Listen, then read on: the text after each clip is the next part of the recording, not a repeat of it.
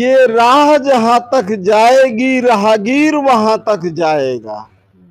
ये राह जहां तक जाएगी राहगीर वहां तक जाएगा। और तुम नदियों से क्या पूछ रहे हो नीर कहां तक जाएगा।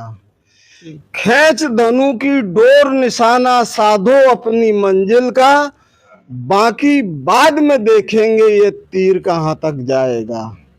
और श्रद्धेय रामधारी सिंह दिनकर साहब को याद करते हुए मैं तहसील में मौजूद दुर्योधन दुशासनों को बता देना चाहता हूं कि याचना नहीं अब रण होगा, जीवन जय अमरण होगा। दुर्योधन रण ऐसा होगा फिर कभी नहीं जैसा होगा। दर्शकों, आप देख रहे हैं, मेरा नाम है सतबीर सिंह। तो दर्शकों, जिस तरह से उत्तर प्रदेश में योगी सरकार आज भूमाफियाओं पर तरह तरह की नकेल कसती जा रही है, उनके मकानों को ध्वस्त कर रही है और भूमाफिया में डर बिठा रखा है। लेकिन जहां पर प्रशासन ही मिलकर के भूमाफियाओं के साथ जमीनों पर अवैध कब्जे करवाने लगे तो फिर पीड़ित कहां जाएंगे। ऐसे ही हमारे साथ एक सज्जन है, उनका परिचय भी हम आपको कराएंगे और उनकी व्यथा हम आपको सुनवाते हैं। क्या नाम है आपका और आप क्या समस्या आप जरा बताएं। मेरा नाम सुरेंद्र यादव है, मैं ग्राम सरफाबाद से हूँ। मेरी ज़मीन हैबतपुर माजरे के अंदर है जो कि 7.5 बीघा है। 2020 के अंदर विवेक दहिया नामक एक आता है और एक सूट दायर करता है धारा 24 का, और उस सूट में ये प्रेयर करता है कि जी मुझे मेरी भूमि ढूंढ के दो। और 2021 में एसडीएम साहब जो है एक एडमिनिस्ट्रेटिव ऑर्डर पर मेरी ज़मीन पर भूमाफियाओं के साथ में मिलकर कब्जा करा देते हैं। और सर, मैं ज़्यादा नहीं कह पाऊँगा, मैं एक रेसलर हूँ, पहलवान हूँ और अनपढ़ टाइप आदमी हूँ। ज़्यादा मैं नहीं कह पाऊँगा। मेरी कुछ आगे की बातें जो है मेरे बड़े भाई रखेंगे, जो सारी जो है वो बताएंगे आपको।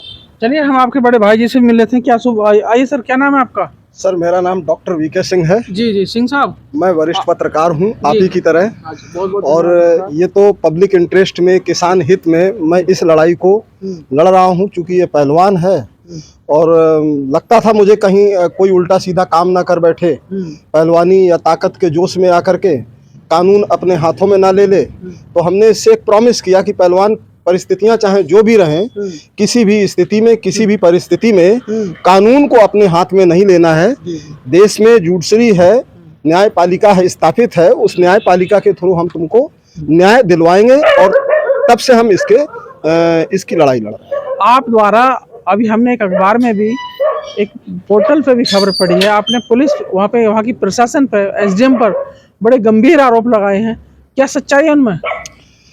सतबीर साहब, मैंने जो आरोप लगाए हैं, मैं पूरी जिम्मेदारी के साथ ये आरोप लगाए हैं। मैं इस संदर्भ में इतना कहना चाहूँगा कि जो भूमाफिया है विवेक दहिया, मैं पूरी जिम्मेदारी से कहता हूँ भूमाफिया, उसने राजस्व ग्राम हैबतपुर के खसरा संख्या 329 का एक वाद 2020 में योजित किया।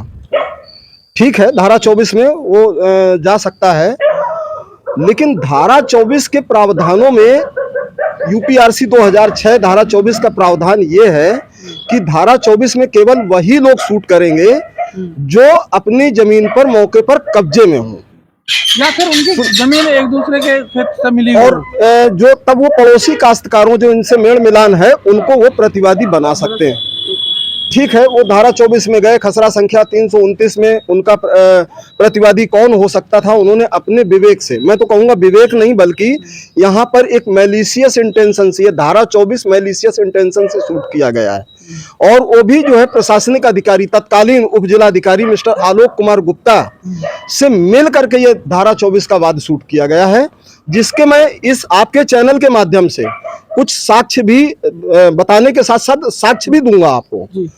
पहली बात तो यह है कि धारा 24 का जब वाद शूट हो गया तो राजस्व निरीक्षक की एक टीम तहसीलदार महोदय द्वारा गठित की गई, जो टीम 26/11/2020 को न्यायालय को यह रिपोर्ट देती है कि विवेक दहिया का खसरा संख्या 329 पर, अपने खसरा 329 पर उसका कब्जा नहीं है।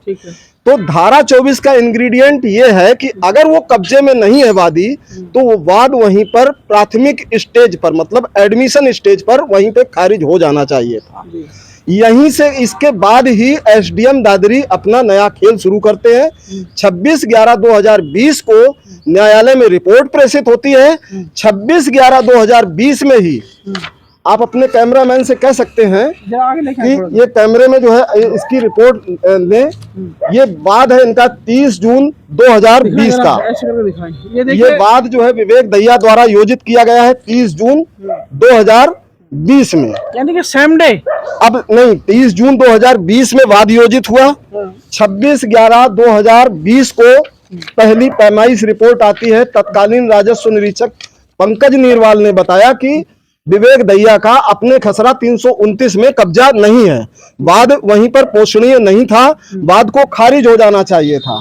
लेकिन एसडीएम साहब जो है, चूंकि संवैधानिक शक्तियों का दुरुपयोग करने में जो माहिर हैं, अपनी संवैधानिक शक्तियों का, प्रशासनिक शक्तियों का दुरुपयोग करते हुए आपने ये रही 26/11/2020 की रिपोर्ट जो पंकज नीरवाल 26/11/2020 की रिपोर्ट में कहते हैं कि विवेक दहिया का खसरा संख्या 329 पर कब्जा नहीं है। अब देखिए ये प्रशासन भूमाफिया के साथ कितना तत्पर और कितना एक्टिव है। दिनांक 26/11/2020 सेम डे 26/11/2020 में ही एसडीएम महोदय राजस्व परिषद की संपूर्ण बेंच को पत्रांक संख्या 1479 रीडर एसडीएम 26/11/2020 ये लिखते हैं 2000 जो है अंतर्गत धारा 218 एलआर एक्ट 1901, जिसमें यूपीजेडए एलआर एक्ट 41 के प्रावधानों और 218 के प्रावधानों का उल्लेख करते हुए कहते हैं कि बिना कब्जे वाली भूमि पर क्या धारा 24 के अंतर्गत वाद चला करके उसे कब्जा दिलाया जा सकता है। ये संपूर्ण बेंच से विधिक राय मांगते हैं और इस विधिक राय ये जो है पत्रावली में मौजूद है, न्यायालय की पत्रावली में, लेकिन संपूर्ण बेंच की आज तक कोई राय आई है ऐसी, ये पत्रावली में, न्यायालय की पत्रावली में मौजूद नहीं है। तो इसके बाद भी माफियाओं से मिलकर के वाद चलाया गया और वाद चलाने के बाद ये जो है 24 जुलाई 2021 में एसडीएम साहब एक माफियाओं से मिलकर के वाद चलाया गया और वाद चलाने के बाद ये जो है 24 जुलाई 2021 में एसडीएम साहब एक एडमिनिस्ट्रेटिव ऑर्डर पास करते हैं विवेक दहिया की मिसलेनियस एप्लीकेशन पर जी। और इसी मिसलेनियस एप्लीकेशन की आड़ में दिनांक 29 जुलाई 2021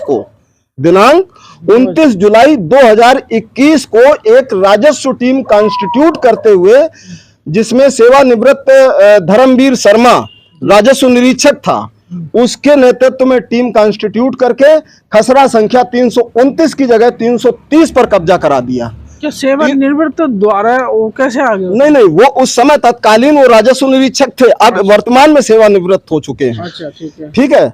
उसके द्वारा कब्जा करा दिया, तार फेंसिंग करा दी और विवेक दहिया का खसरा संख्या 329 का वहां पे बोर्ड लगवा दिया। यानी खसरा जो संख्या 329 का 330 पर कब्जा करा दिया ये। और वहां पे बहुत भारी पुलिस बल, जिसमें बहुत बड़े गुंडों की चैन थी, जो एचएस है, क्या कहते हैं, थाना कविनगर से, थाना मसूरी से और इवन देन थाना बिसरत, थाना क्या कहते हैं 71 में भी उनके खिलाफ मुकदमे हैं और दिल्ली आरकेपुरम में उनके खिलाफ मुकदमे हैं और ऐसे करीब 60 मुकदमे हैं एक गैंगस्टर के। वो गैंगस्टर उस दिन साथ था। वीडियो सीडी जो है हमने न्यायालय में पेश की है, वो सीडी को आज तक देखा नहीं गया, बल्कि न्यायालय ने सीडी और तोड़ दी अपनी फाइल पत्रावली में।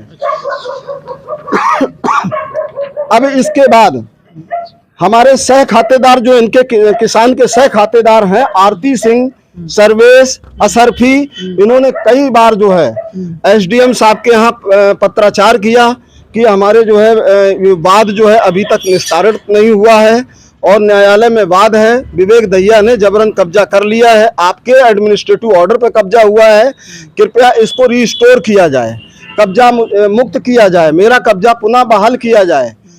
न्यायालय में एक भी रिस्टोरेशन की एप्लीकेशन पर सुनवाई नहीं हुई। आज तक रिस्टोरेशन की एप्लीकेशन पर सुनवाई नहीं हुई। अब अगर भविष्य में अब कुछ नहीं होता है तो अब क्या क्या कदम उठाएंगे? अब आपने ये जो दिया क्या, या आपने ये कोर्ट में बड़ा जेन्युइन प्रश्न है सतवीर साहब। या आपने कहा है कि अगर मुझे इस यहाँ पे न्याय नहीं मिला तो फिर हम क्या करेंगे? तो साहब इसके लिए हमारे जो है, हम दो बातें कोड करेंगे, ध्यान से सुनिएगा। ये राह जहां तक जाएगी राहगीर वहां तक जाएगा। ये राह जहां तक जाएगी राहगीर वहां तक जाएगा। और तुम नदियों से क्या पूछ रहे हो, नीर कहां तक जाएगा। खींच धनु की डोर निशाना साधो अपनी मंजिल का, बाकी बाद में देखेंगे ये तीर कहां तक जाएगा।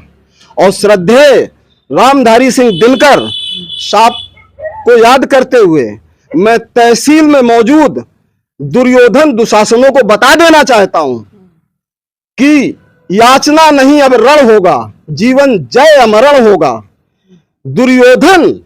दुर्योधन रण ऐसा होगा फिर कभी नहीं जैसा होगा। बस इसी के साथ मैं अपनी बात को समाप्त करता हूं। देखो दर्शकों, इस समय जो है क्या सच्चाई है, सारे सबूत इनके पास हैं, लेकिन अब प्रशासन से भी प्राइम इंडिया न्यूज जरूर इसमें क्वेश्चन करेगा कि आखिर सच्चाई क्या है। आप बने रहिए प्राइम इंडिया न्यूज के साथ। मैं कैमरामैन सुनीता के साथ, धन्यवाद।